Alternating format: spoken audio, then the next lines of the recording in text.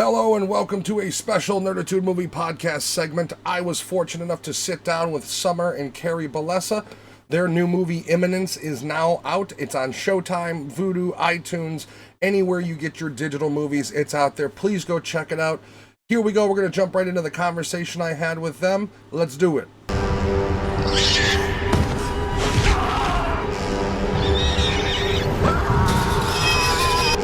Everything you came out here to do, first contact, it's here. It's happening. Harper, get away from the door!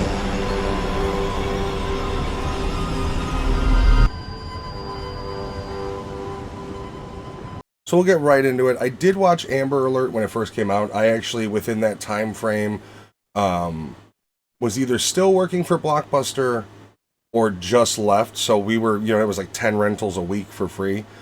Nice. So I did watch Amber Alert when it first came out. I rewatched it last night, and my wife and I both watched Immanence last night as well. Oh, wow. And one of my first questions I have is was Amber Alert always designed to be a found footage, or was that due to budget, or was it more or less, well, we have to figure out how to track these two people in this car. Nobody has a camera rig in their car. Do you want to start that? Yeah, no, good question. It was always meant to be a traditional feature film. My first feature film, I thought I'd have Janusz would shoot it. It'd be beautiful. It'd be amazing. And no resources, no money. Summer basically had to convince us to go do it. I didn't really I wasn't a big found footage genre guy. I saw, Blair Witch, and then the other popular one was what was the one? It's got 7 sequels now, Paranormal Activity. Yeah. And we're we could definitely do this. So then we leaned into it and we're all right, this is what we have. These are our resources. Let's go make it happen. Yeah, our original script got optioned by a few companies, and every time we'd get so excited, our film's going to get made. And then it kept falling through, things would happen. And, it was just part for the course in this business. And then finally we're just okay, how much money do we have in our bank account? We just have to go do this. And we had seen, a few of those films that we really felt like it made it scarier being found footage, where if you would have made that traditionally, it maybe wouldn't have had the same impact. Yeah. So we felt like this script could lean towards that. And so we took $5,000 and went and made it with some friends. Oh, that is a shoestring budget. I mean, yeah. I will agree. I am a huge fan of the found footage genre. On the podcast, we do a lot of horror movies. We're all horror movie buffs. And I do agree. I imagine as nice as it would have been to have those long pans of the sunset, with the highway in front of it in the foreground. I would agree that I think the found footage does add that heightened element of realness as well as kind of tension, because it's always kind of you're behind that camera. And being a fan of those films, especially when you get towards that last act of the movie, because, I do appreciate as watching it, it starts off as a found footage, even if that wasn't the intention, between it's just an Uber driver and they're, a few people together.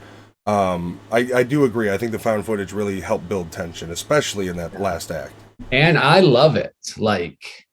At first, okay, do I want to do this? But then we leaned into it and I love it.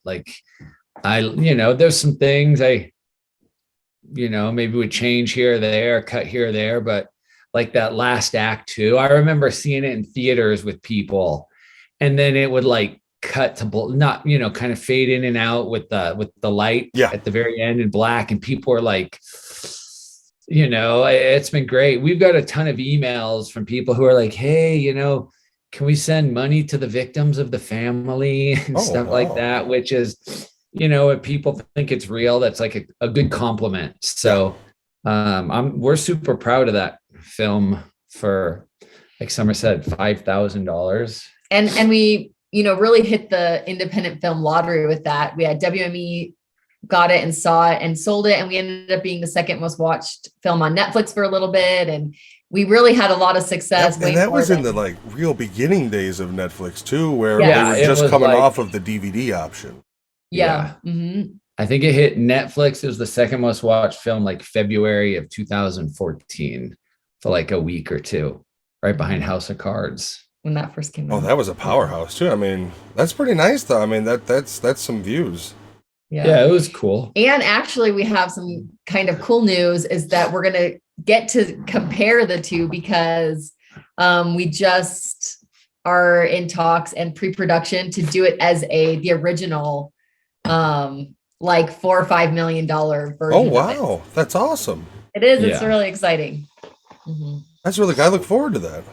Yeah, Thank we'll you. definitely We'll come back on when that one comes out. Okay, so I just want the last thing about Amber Alert, and it's something as I watched it last night that kept running through my mind. Summer, when you're in the front seat, for a lot of the film, you're kind of sitting like this because you're talking. How uncomfortable did that become after 6 hours in a car of maintaining this sort of like, no, we're good. Like, and I will have similar questions to this for Immanence, mostly dealing with the cage. So, yeah.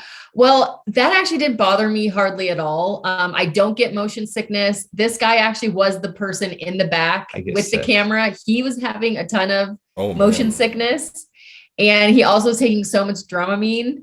And after that film too, I was like, you cannot do another film where you have to take Dramamine because it makes him a little irritable. And he was driving me crazy because he'd tap me on because we'd have like where we want to go in the scene, and we're trying to get there organically, and sometimes he would I couldn't talk, right, so he had to be this character or like, and I'm trying to and so there definitely was some challenges shooting in the car but this and it was my least favorite uncomfortable because she had to like open up the camera, so it wasn't just her straight back. I mean, it was I would not want to do what she was doing, but she did a good job. Well, you literally, as far as the motion sickness, though, you went from the car to the boat. I know. So I know. Next is a plane, right? I guess. That's I hate boats too. I hate the ocean. He again had to like take so much Dramamine. He had the vans. How much of the filming was out on the water compared to like in a sound studio? Because there's scenes where it's that certain level of darkness where you're like, that might be a sound stage, but I can't tell. How much was, actually out on the water?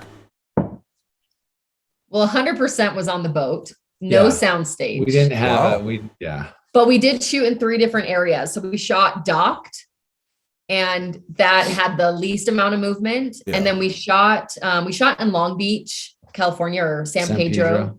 They have like a jetty, and so you can feel like you're out in the water. And if you look in one direction, you can't tell that you're in a jetty, and then the other way you see all of Long Beach. Oh, okay. I was just saying, because when you look out of that water and you see that pure darkness, I've experienced that over the weekend, and then in the film it was like, wow, that is just like so I was always kind of like, where are they out in the water? Like I didn't know if you guys went 12 miles out to avoid permits or what was we had to like hodgepodge mix it all together. There was a time we went out and the boat broke down, and had to figure that out, and sometimes we would dock the boat straight in, and then there was another time we'd reverse the boat and reverse it in. So there was a lot of coordinating our janky little boat to look like, but we've had good compliments from people because I've always been like, okay, I think this is all going to work, but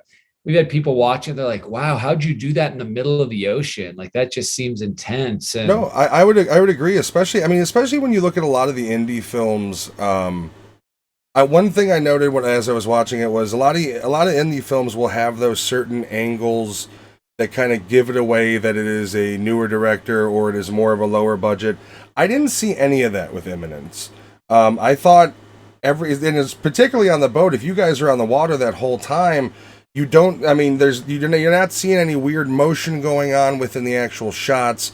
Everything is where it should be. It's clean, it's crisp. And also the performances are, I was just thinking they're real. Like, I feel like the people what they're saying is how somebody would react if this was, if that situation was going on, or even leading up, just getting on the boat, I did appreciate the cinematography of it. You guys did a really good job of with whatever budget you had, really making it look top tier. Yeah, I mean, yeah, thank you. Yeah, we tried, definitely. That was super important. We know indie films, we wanted to, look like it wasn't like that. Cinematography was very important. We tried to shoot the heck out of that boat, just different angles, different this. It was kind of, hard, but we are really fortunate. We had a great cast and a great crew, and it was hard. We even tried to use like we couldn't even get a dolly in there. We tried to use like a little, it was just hard to get movement in time, but I think, I'm happy. Yeah, it was definitely, there were some challenging things being in such a small space. Yeah. But yeah, so your third one, you're again going to be in the car, but this time it'll be a bigger budget. So you won't, have to sit back and throw up. Yeah. Now, are you doing found footage again with the heightened budget, or are you actually going full cinematic? No. This is like full traditional script. We have all that. Yeah. So we were fortunate after Immanence came out, Lionsgate saw it, and we didn't have like big enough names for them, but they liked it and thought that we made a good film. And so they asked, what else did we have? And and they actually also were fans of the original Amber Alert, and were very impressed with the budget we had there. And then also the budget for Immanence, what we were able to get out of that amount of money. And so they were like, if we give you an actual real amount of money, we can't wait to see what you'll do with it. And we mentioned that we had the original script from Amber Alert, and they were like, yeah, let's do it. That's awesome. Yeah. I mean, like I said, I think it all kind of goes to your eye when you're making the film of just, it doesn't, whatever the budget was, there's no question. There was never the idea of like, this was a lower budget film, wasn't it? Because it looks so well done and so sharp. The acting is well done from everybody across the board. I am a fan of Third Watch. I used to watch that as a kid. So to see Michael Beach and Anthony in it, I was like, both of these dudes are in Third Watch. And then, of course, Anthony was in Starship Troopers, and Michael Beach has been in tons of things. In fact, the entire cast, including yourself, of course, did amazingly. I thought the performances were really on point and realistic. It was that idea of nobody was kind of out. Everybody had their character, and they portrayed them realistically. Now, I do have a question. The movie, and I don't know how much you guys want to spoil in it. I don't, it's really up to you. So I'm going to try to tiptoe around the terminology. But one thing I was curious was I've heard people talk about it as sort of, this is a movie about a battle between religion and science. And I disagree. For me, I took it more as this was a movie that is designed to go, well, what some of the things we know as modern science is God and vice versa? Where does it converge? And I liked where you took that concept. Now, was it always designed to kind of have that faith as like a backing sort of as part of the storyline, or was that more or less this would be an interesting angle to take? I think it was more of an interesting angle to take. We never thought of this as like some type of faith-based film or anything like that at all. Like we're like, oh, The Exorcist, they have some religion. That's a scary film, things like that. Well, there is a lot of scary stuff in religion. I mean, absolutely. Absolutely. So that was kind of how it's came about. It's interesting to hear people's interpretations of things now that it came out. Like, we were never looking to pit up, is religion better as science? None of that. It was, let's just kind of propose these ideas that we did a lot of research, that can be real. If you believe in the Bible, everything from there is straight out of the Bible. Everything scientific, we did our research, everything is scientific. And we just wanted you to go to Denny's after for a couple hours and talk about it. What do you think? So, yeah, I think the idea, like the genesis was how scary it would be to be out in the water with no light or get stuck there, and how scary that would be. And then talking if there was something else happening, something out of your control that you were trying to figure out what was happening. And and then kind of coming up with a few ideas of how it could be explained. And it kind of grew from there. And yeah, we love when we've had so many people go really in depth of what they got out of it. And it's so interesting. And that's, I think, one of Kerry's things that he loves, to create films that make people talk, that make people, oh, I wonder what this is. I wonder what this means. What would happen if this happened? I think I would do it differently. Like, that's why a lot of films that we like are like that. So he definitely leans in that direction. Yeah, you know, I was actually a little disappointed in some of the people's takes on it, because when I watched it myself, I took it as you know, and of course I am the moviegoer fan, so I always look at it like, where does it build if you ever wanted to come back to this property? So to me, it was more the concept of just like, it could be either, what if, you know, what we know as gods are extraterrestrials, you delve into the Bermuda Triangle and that sort of equation, which is the one area of the movie that still has me just slightly confused. I have to watch it again, which is the Bermuda Triangle duplicating ships and the entire essential, I guess you could call it prophecy, I believe, as Michael calls it, or Jonah. Yeah, I walked away from that and that's why I was disappointed when I looked into what people were saying about it, because I avoided it before I watched it. And I was just kind of thinking, like, did you even watch? You know, like, there's certain things that people got that I didn't, and I was like, I don't think so. But like, as you said, it's your interpretation, which is the nice thing. It is interesting. I feel like anytime you have a film that brings religious tone into it and doesn't do it in a like, religion is stupid, and religion, like, in a non-mocking way, in a more like curious, interesting way, I think there's a lot of people who potentially have been damaged by organized religion and feel very, you know, you're pushing on me, triggered, pushed back from it. And we didn't really expect that either. I find it interesting. Like, religious people are leaning into it, like, you know, but yeah, it's whatever anyone's interpreration. We put it out there, and now everybody gets to have an opinion. We just thought it would be scary, and an interesting take on, you know, on the other side, you know, the quote unquote bad guy, not God, but, you know, Satan or the devil per se. Like, there is, I don't know, once again, I don't want to spoil too much, but Jamie McShane's character. Yeah. I think I understand who he's supposed to portray. One of the things I do appreciate, and you see this you see it in a lot of movies, especially movies that have religion or faith in them in the discussion in the movie. There's never the reference of, essentially, when they speak about God as God, it's always he. And it's always, you know, the interaction between Jamie McShane and Jonah, and that entire kind of, that scene inside the boat, I thought was incredibly well done. I thought the acting was well done.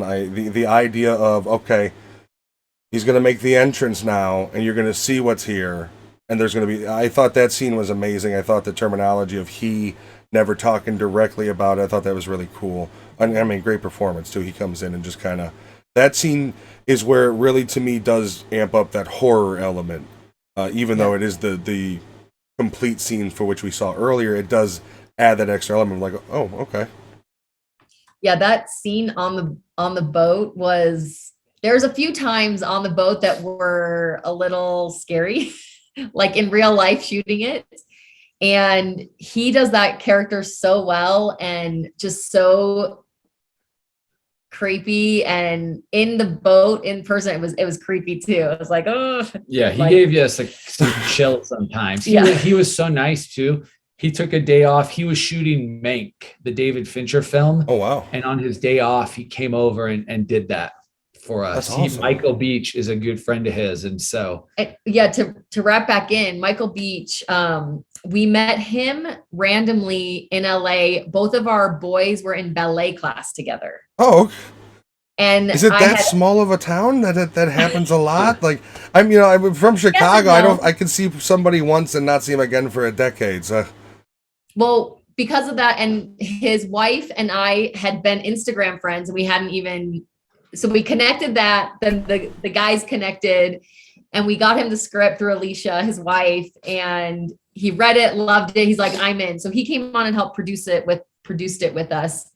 And so that's how we got Anthony to come on board, because they're really good friends. Eugene, he's worked with since he was little.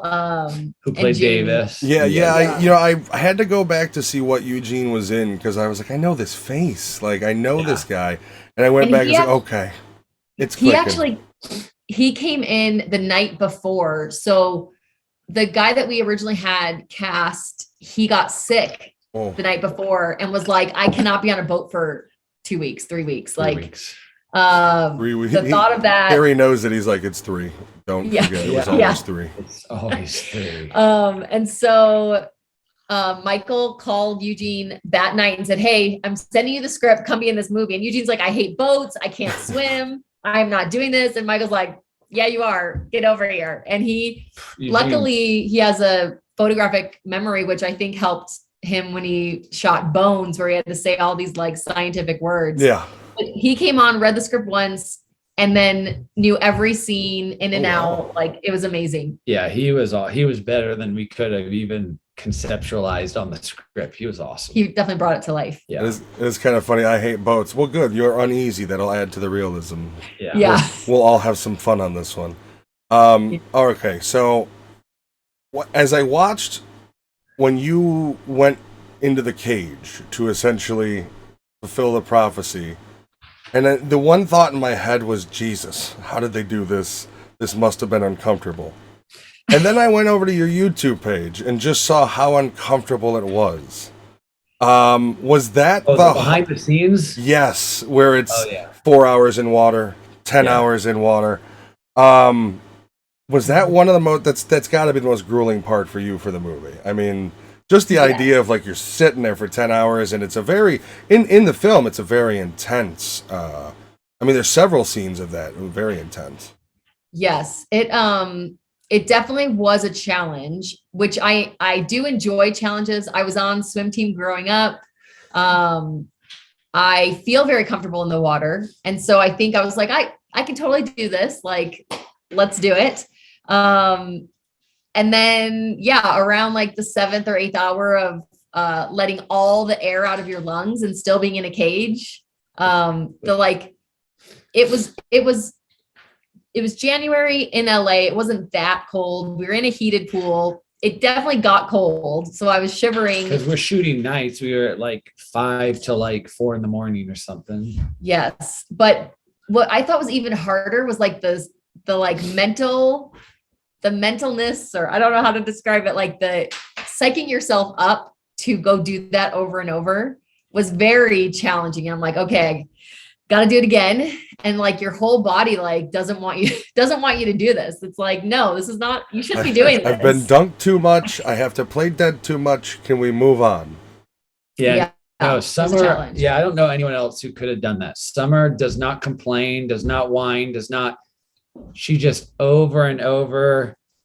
She has pain threshold that is amazing. And just, well, I hear Tom Cruise can hold his breath for like 9 minutes. So I'm like, there's probably some people who could do it better, but it was fun and challenging and hard.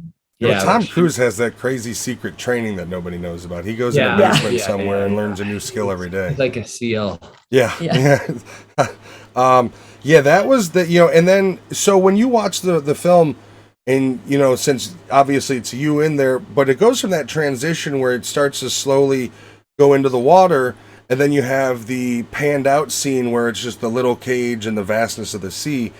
Does that, because I have a fear of deep water, does that still get you, despite the fact that you were the one who filmed it, where you're watching it going, oh geez, that's still too much for me? Because I would have been like, no, deep sea, no.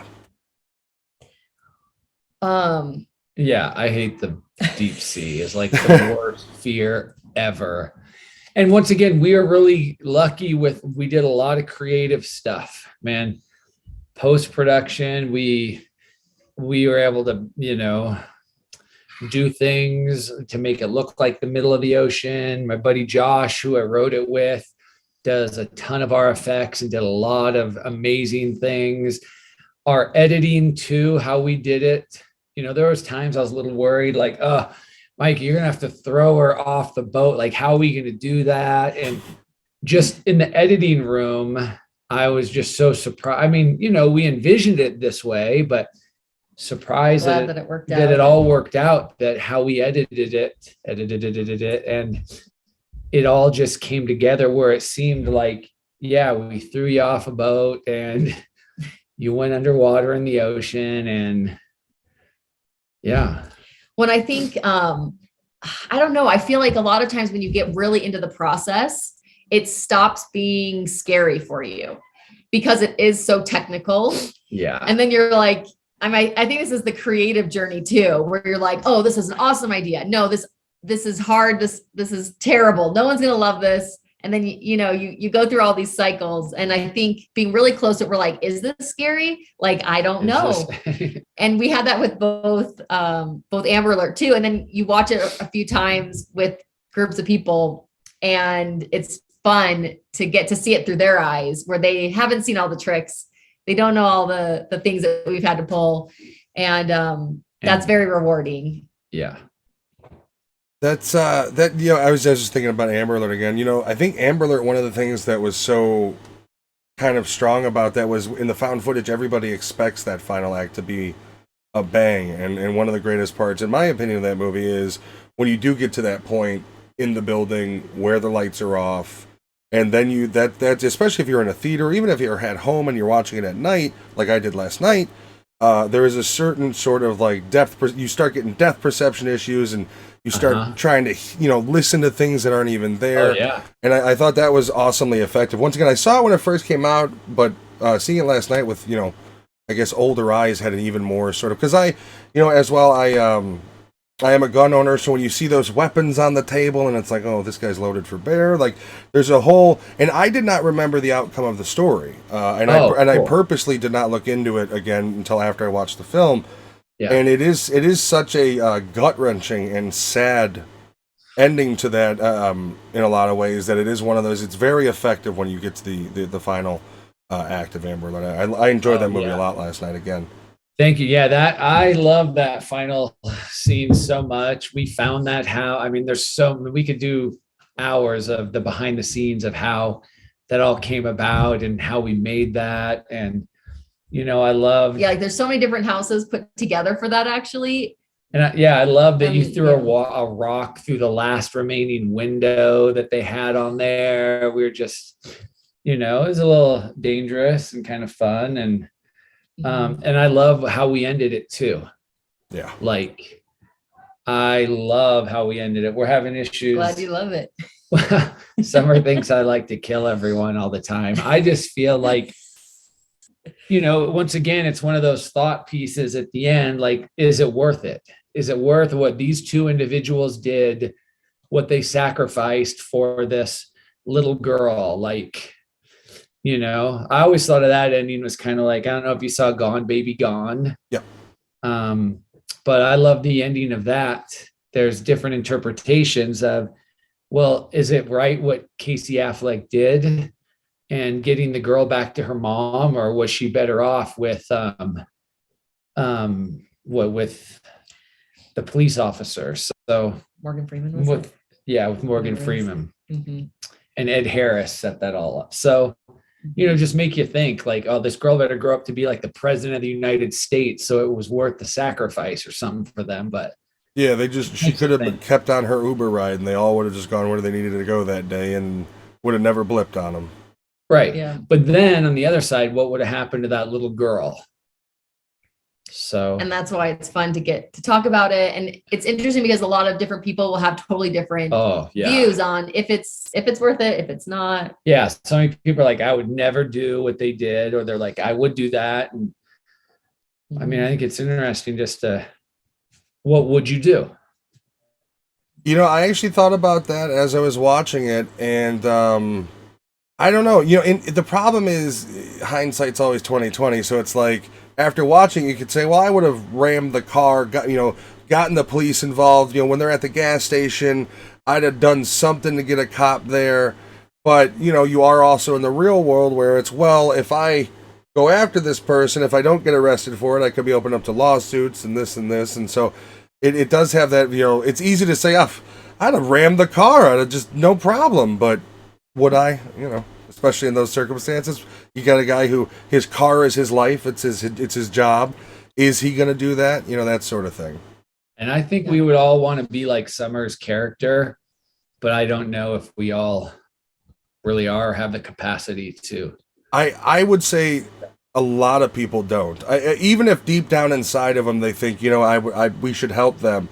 I don't think there's a ton of people that would rush towards it. And, you know, whatever I had going in my life, this is what's important. You're just talking about.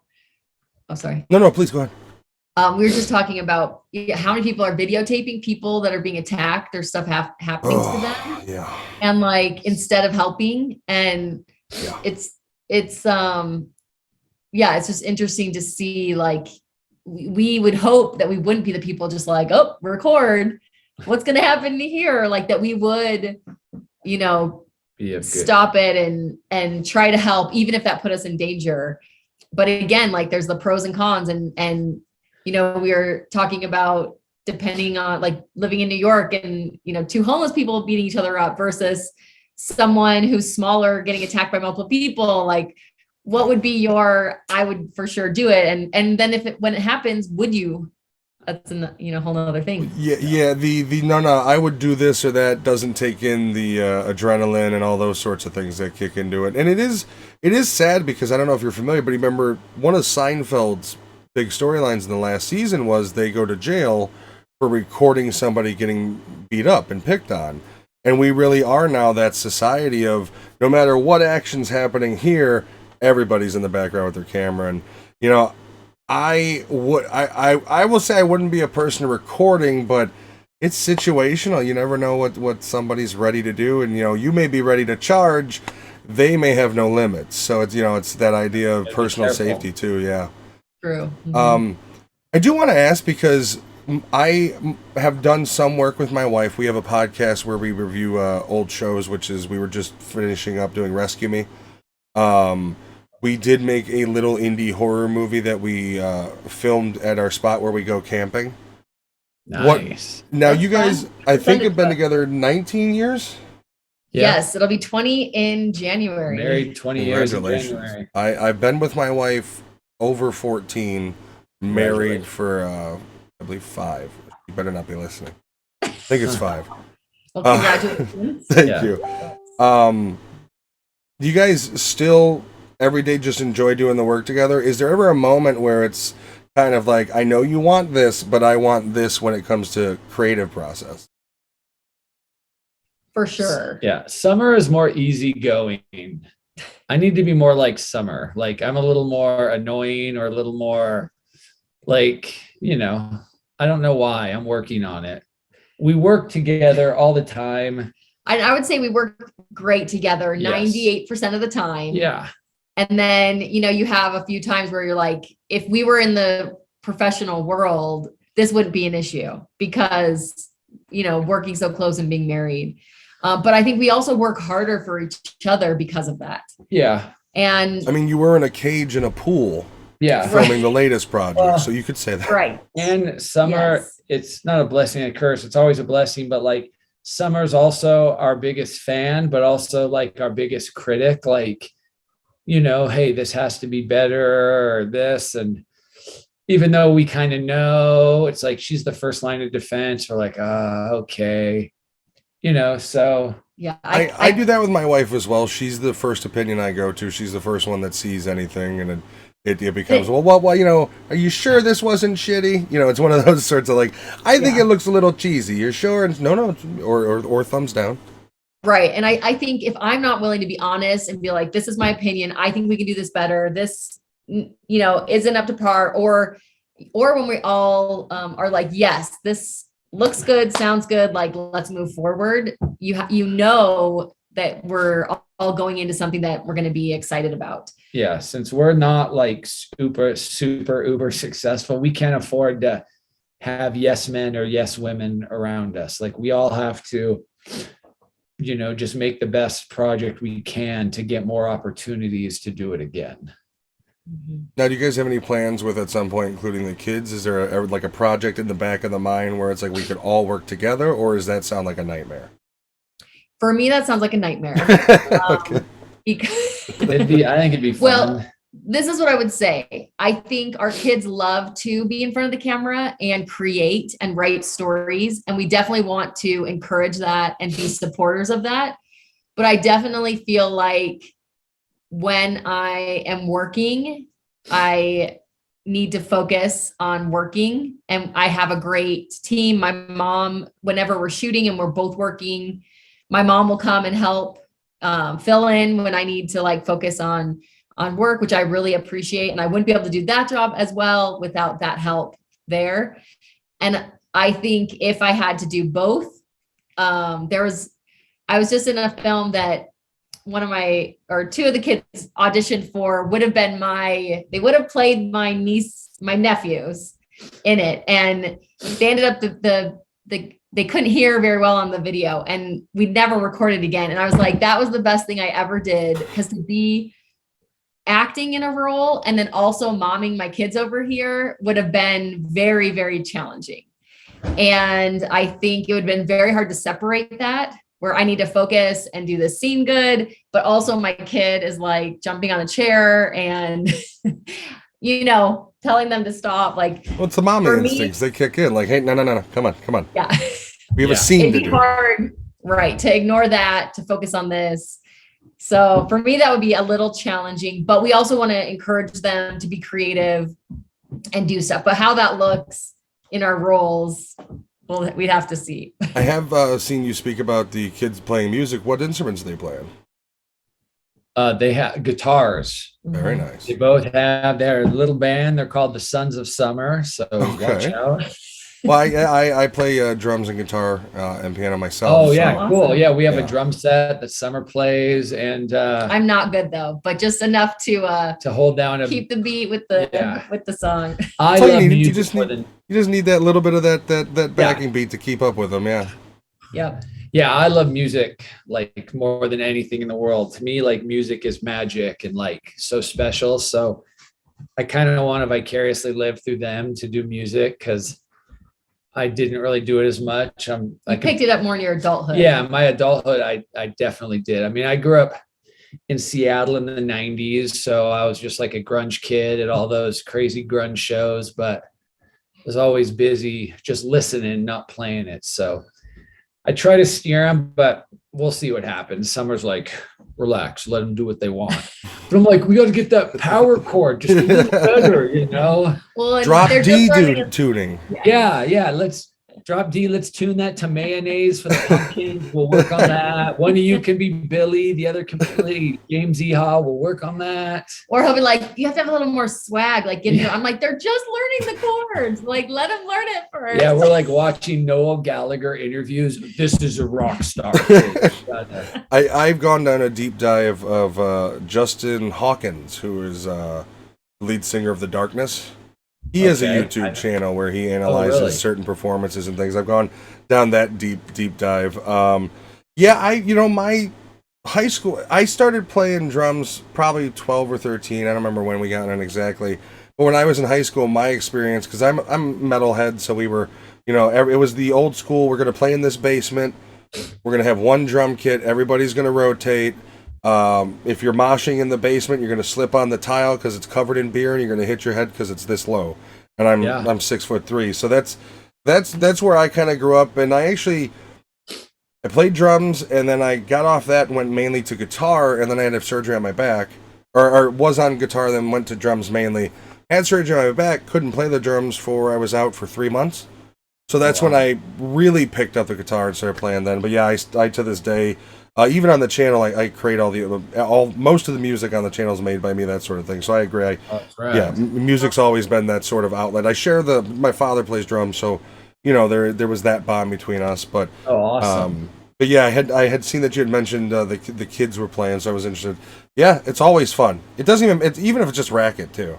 I'm sure when you play the drum kit, just hitting, it's like, yeah, all right, that's cool. I got it. We're good. And it's fun to just sit around like.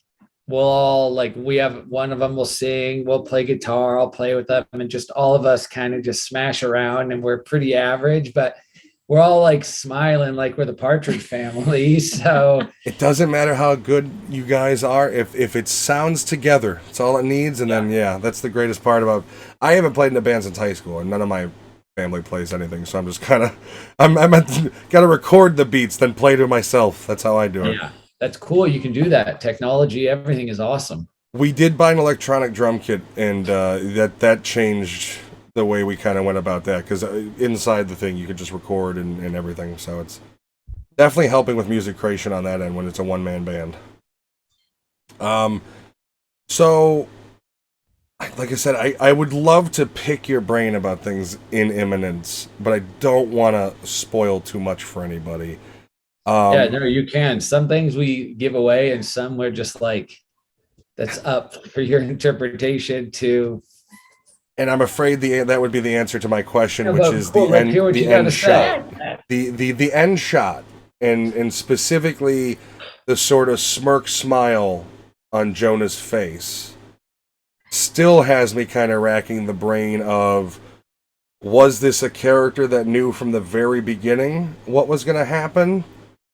Did he become more or less self-aware when things progressed? I still don't know the answer of to how much Jonah knew what was going to happen to whom. And I'm going to presume with things that you see, the stopwatch, things like that, that if he isn't the orchestrator, he's very well involved with the prophecy itself. And that's one of the most, that and the duplicate ship are the two things that still racking the old brain about. That's why I was hesitant to ask, because it is literally the only thing you could say is spoilers. Yeah. Well, I feel like we could say that and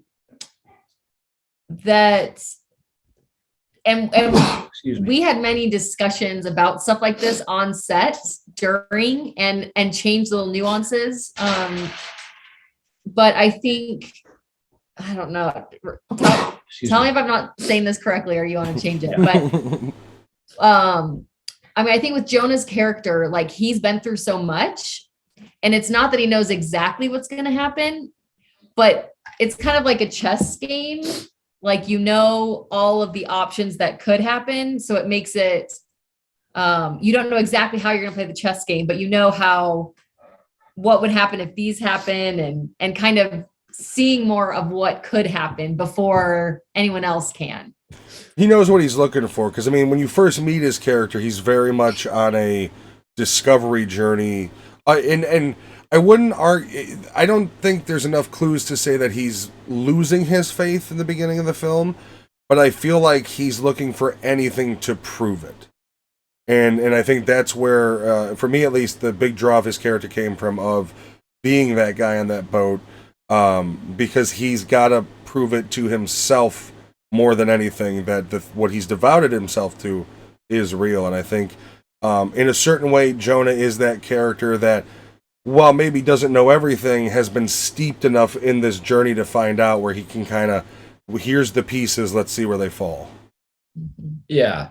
And that's why I think he's also confident enough to throw a woman over the boat in a case, Well, you also have his interaction with I can't remember the character Anthony on the boat, where that clearly, especially when the way you guys had showed it, where you see essentially it happen without happening, and then you see it again, and you understand kind of, okay, so, and that's once again still that all ties into the duplicate boat that I've still been racking my brain about all night and morning now. Yeah. It's funny how people say that, like, duplicate boat, the other boat. Yeah. We always called it the clone boat. Always was just clone on the script, on set, because it was in the script. Is it clone too? Yeah, it was crazy too, the confusion that the crew had, because the honest truth is, besides the cast, the cinematographer, production designer, there's only a handful of people that read the script. A lot of our amazing grips or electricians or camera guys didn't read the script, but a lot of them, it's like sometimes they made me feel like I was crazy, because I was like, no, guys, we are now on the clone boat. We are on this boat, and the lighting was different. The clone boat was different. from the regular boat. Yeah. So you probably know this, but it's obviously the same boat we're shooting on. Yeah, we had times. no money to do that. We couldn't get two identical 70s crappy boats. Yeah, we pulled off like the janky. Yeah, we had. It kept being like, okay, now we're on the clone boat. Now we're on the other boat, and like it was definitely. Yeah, so like the AD was like, "No, Kerry, we're over here." I'm like, "No, this is where it's at." Sometimes people are, but I told you it's the CB. We've got it for sure. CB, like, give me a break. One shot that I loved was the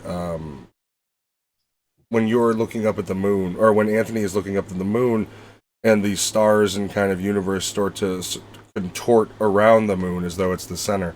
Hell of a shot. I really just from a pure moviegoer perspective, I thought that was really cool looking.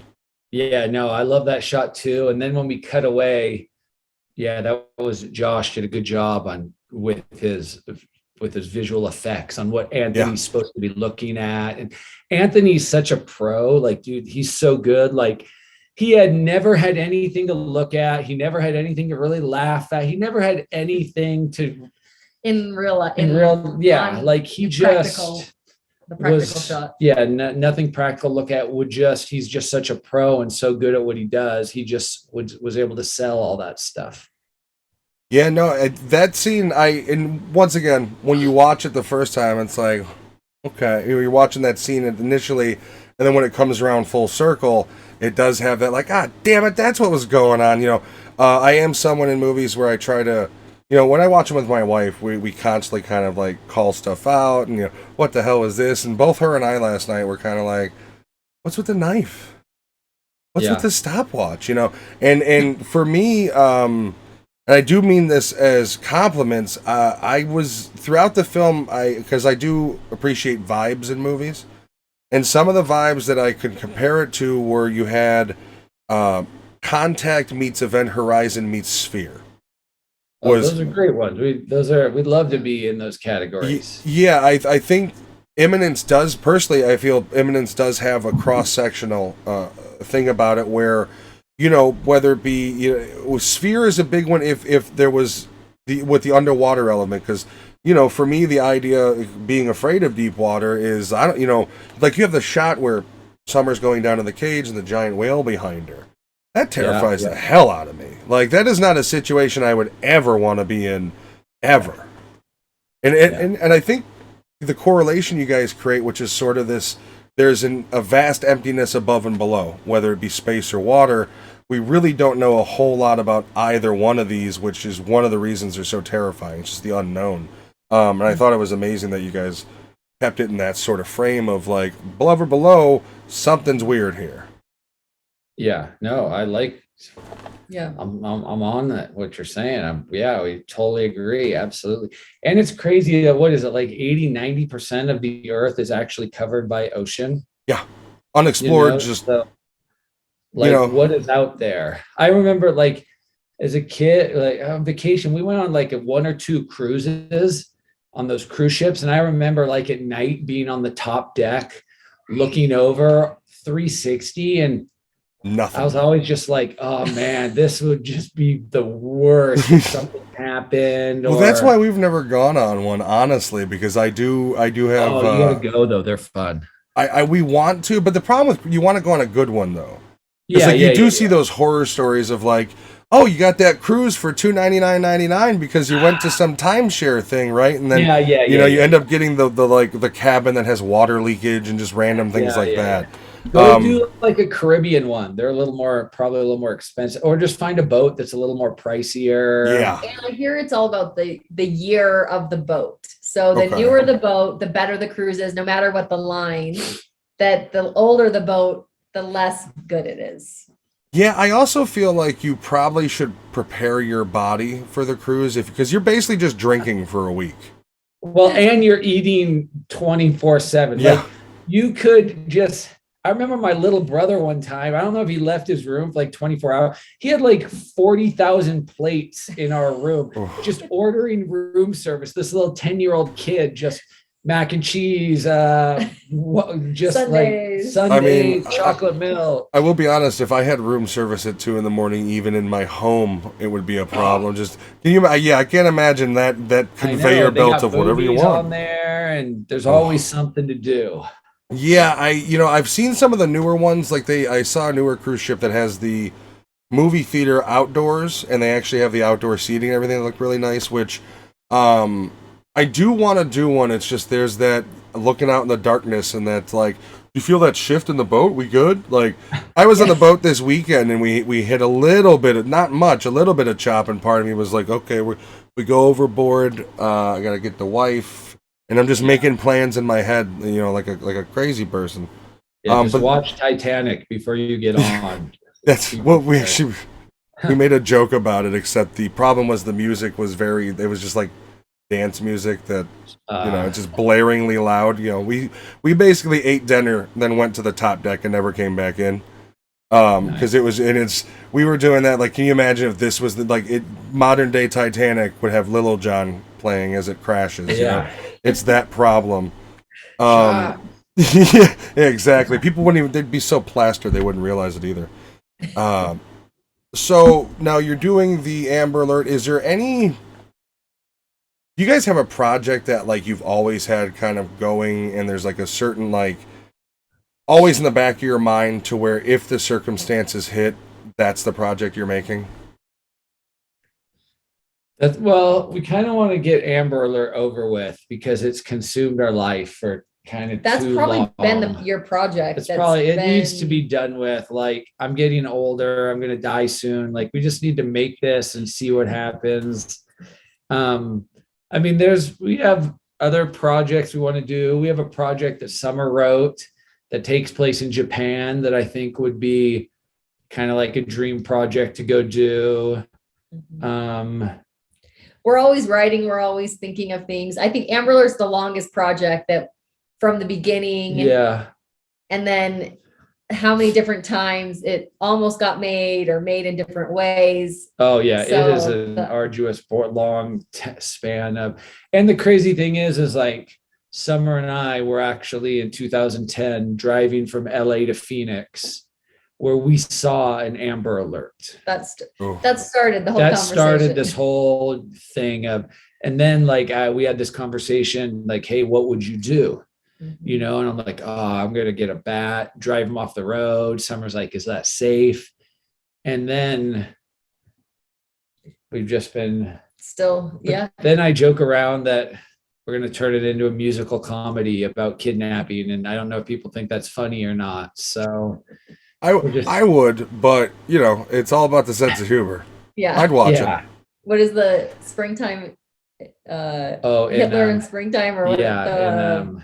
Albert Brooks movie. Yeah. But I definitely think we don't have one specific project that is our crowning glory that we really want to do, but we want to just continue being creative because and that's our main focus. Yeah. And we also know having that crowning glory idea is just not realistic in the sense of you going out and making something and it turns out how it is. It's never, you don't go back and do it again. You just move on and go to the next one, instead of just living and dying off of one, Except Amber Alert, we did it one way and then now we're going back around to it. So I was doing a little dive. Did you direct a Dr. Pepper commercial? I did. I watched it. It was a good commercial. I wasn't sure if it was legitimate because I did find another video where they put you as the director, but it wasn't your work. It was something else. Oh yeah, it's a post-apocalyptic. They're all going to die, but they find the last Dr. Pepper, so we're happy. So I'm a Dr. Pepper Zero fan, so I was very happy. Now you could see Amber Alert, the musical comedy. Yeah, no, I watched the commercial and I was like, I really hope he did make this because I want to ask him about it because I was unsure. But then I saw that and I was on Summer's page and I was seeing the girls in the glasses and I can't remember the name of the film you guys are gonna something in love, right? Oh, Funny Thing About Love. Funny Thing About Love, yeah. So my wife and I'll be watching that. Is that out or when is that? You know when that? It is out. on Amazon, iTunes, all the streaming. Okay, sweet. And I don't know if they've released it yet, but I will tell you anyway. It should be on Hulu in October. Okay. Oh, that's awesome. I mean, that's the way to go now. Now with these streaming platforms, they've overtaken the theaters. It's, and it did last year. It played in theaters, and then now it's on streaming, and then Hulu's doing a run for the holidays because it's a Thanksgiving film. How tough was that releasing that during the pandemic and just getting through that slog of precautions and everything? Yeah, we shot Funny Thing About Love during COVID was going at full blast. Rampant, yeah. And I think it definitely made for a unique experience, filmmaking. All the actors, since we obviously couldn't have masks on and we couldn't social distance. Yeah. We all had our own hotel rooms in a hotel. So we kind of felt like it was like summer camp. Like we'd go do activities and then get to hang out for a little bit. And I definitely think it was a little more bonding than normal. So it was a lot of fun. It was only 2 weeks of a shoot. So we shot it super quick. So basically just a quarantine period. You made a movie within a quarantine period. Yes. And we wanted just to make sure nobody got sick, and no one did. It was we were really grateful that, no one got sick. If any of us got sick, we'd probably not be able to finish the film. What's worse, the stress of that concern or being in a cage in a pool for hours? Definitely being in the cage is more stressful. And I would say for Funny Thing About Love, I was able just to act in it. And that also, not producing, I think also lightens the load of pressure. I just got one job. I'm going to do it. I'm going to go back to my hotel room, get some room service, whatever. Yep, don't have to worry about anything else. My best friend was in it with me. So that made it a lot of fun too. Yeah, I saw the one of your videos at the premiere where one of the things you had to, it's almost like you had to say, yeah, we don't have glasses on right now. Yeah. I think that's all the questions I have. I'm trying to think, because the problem is I try to write so many down as I'm watching the movie, but a movie like Amber Alert, because I even had some questions written down for that. You have the whole chunk of movie where you don't really want to miss dialogue, even if it may seem inconsequential to the overall plot. So you don't want to be staring at your phone writing notes. And definitely with Immanence, it was one of those things where I didn't want to look away, because when you first start the movie, it is very much a film that gives you the idea of like, pay attention, please. Just pay attention. I know, we're more prestige horror is what we tell people. We're funny. We want you to pay attention, and with our small budget, we decided to swing for the fences and just not have a slasher film running around on a boat. We wanted to try to, I guess, feel like we had, some more substance. And even though we love all those films, we just decided to, go out doing this. Well, I gotta say personally, those are some of my favorites, because if I watch a movie and I feel like because I looked at my phone, I may have missed a detail, whether it's an important detail or not, I definitely missed something that was on that screen. I think that's entirely effective, because you have no choice but to be pulled in. If you're watching a movie and the fear of responding to a text message is, oh shit, I'm going to miss something. Yeah. That means you're 100% engrossed. So it was that sort of environment in my living room last night as I watched it with my wife while eating dinner. Oh, that's awesome. I did have one of my buddies watch it, and he's like, I don't know if I know everything that happened, but maybe it seemed super cool though. And I was like, yeah, you missed a couple things. Well, and there is a lot, and this is where I get frustrated with outside opinions, especially now that everybody kind of has a voice. It doesn't matter who you are, everybody's got a voice. And I do get frustrated as somebody who loves movies when you see those people that go out there, and whether it be hey man, this movie's all about God, I'm in, or it's the people who are like, nah man, this is nothing but people, the hating this and this, and I don't know. I appreciated that you had characters that were, Anthony, he's all about science. How do you prove this? What are you talking about? And then you had Jonah, and I think this is, I really like the movie. I thought the idea of having, I forced myself to pay attention because, like I said, if not, you do miss something. There is a clue. And because there's so many moving parts as well. For the lower budget that you guys had, I mean, you have a lot of mechanisms in this movie to not only go to the next scene, but the scene prior, and then there's the what if. There's a lot of moving parts. Yeah, and we always, I don't know, I feel like audiences are smarter than what mainstream movies think they are, so we think audiences are smart individuals that can catch on and know what's going on. Well, I think that's why the indie, I mean, as I said, I'm a huge horror film, so the indie horror film genre is, I mean, they don't stop making them. And I think there's, the reason for that is it's people, A, they crave it, and B, if you can figure out how to do a sci-fi horror movie like Immanence while making people think, that's what people want. That's why these movies, that's why like Showtime picks it up, which by the way, congratulations on that, and things like that, is the idea of like, if I can go into a movie where I know I'm going to have to think and I know I'm going to have to pay attention, it's already successful because you've already caught me. And that's very much my wife and I last night when we're kind of sitting there going, wait, what was with the stopwatch? And she's like, I don't know. We'll find out, I guess. Is that sort of conversation. Tell her thank you also for watching it and enjoying it. Absolutely. So that's it. I really want to thank you guys for hanging out, and I will have this posted the next couple days. I'll send you the email link for it. I do look forward to the Amber Alert. Are you guys considering it a remake or a redux? What are we looking at it as? I mean, we do, but they don't. Okay. To them, it's an individual property. It's not found footage. Okay. Night and day. It was more of, like a proof of concept for them. Okay. So, that's a little unfair for them to be like, well, we saw the original and we think it could be something. That's not really fair because I thought it was pretty good. You know what I mean? Yeah. Well, I think they were impressed with what we did with what we had. Yeah. And I think that's what led them into, working with us. But yeah.